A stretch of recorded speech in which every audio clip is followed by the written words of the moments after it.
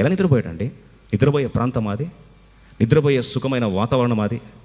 మరుసటి రోజు ఉదయకాలం నీ ప్రాణం తీసేస్తారు. సూర్యోదయం కాకముందే నువ్వు శ్మశాన వాటికకు వెళ్తావంటే ఏ వ్యక్తికి ధైర్యం ఉంటుందండి? రేపు ఇంటర్వ్యూ అంటే ముందు రోజు నుంచి గుండె ఏమవుతుంది? గడగడగడ కొట్టుకుంటూ ఉంటుంది, ఫాస్ట్గా రేసింగ్ కార్ లాగా కొట్టుకుంటూ ఉంటుంది. రేపు నీకు సర్జరీ అంటే రేసింగ్ కార్ కాస్త ఏరోప్లేన్ అవుతుంది. రేపు అంటండి ఎగ్జామ్లో టఫ్ క్వశ్చన్ పేపర్ వస్తుందంట, అంటే ఎగ్జామ్ రాకముందే గుండె అయిపోతుంది మనకు. అట్లాంటిది పేతుకు రేపు నీకు ఏమవుతుంది? ప్రాణాన్ని తల తెగ నరుకుతారంటే పేతురు అంటే నోరు మూసుకొని పక్కనకి అన్నాడు. అదేంటయ్యా అంటే దేవుడు నాకు వాగ్దానం ఇచ్చాడు, ముసలి తన్నముల్లో నాకు ఇష్టంగానే మరణం చేతను మరణిస్తానని దేవుడు నాకు ముందే వాగ్దానం ఎందుకు ఇస్తాడు? టైంపాస్కి ఇస్తాడా?